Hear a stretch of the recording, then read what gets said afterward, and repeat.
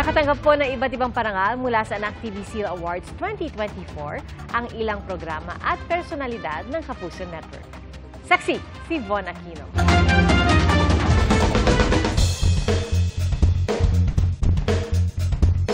Dahil sa pagiging child-friendly at child-sensitive, humakot ng parangal ang GMA Network programs at personalities sa Anak TV Seal Awards 2024.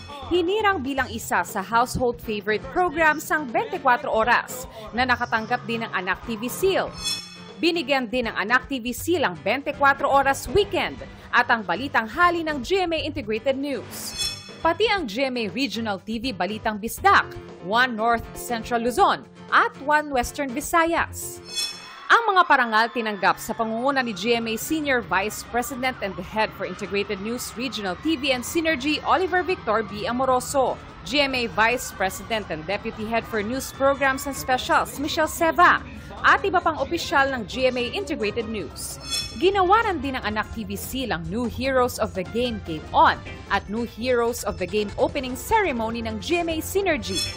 Binigyan din ng Anak TV Seal ang AHA, All Out Sundays, Amazing Earth, Born to be Wild, Daig Kayo ng Lola Ko, Family Feud, I Believe, Pepito Manaloto, Sarap Diba, The Voice Generations, TikTok Love, Biyahe ni Drew, Farm to Table, Good News, I Wonder at Pinasarap. Household favorite programs din ang Family Feud, Eyewitness, Kapuso Mo Jessica Soho, Pepito Manaloto at Pulang Araw.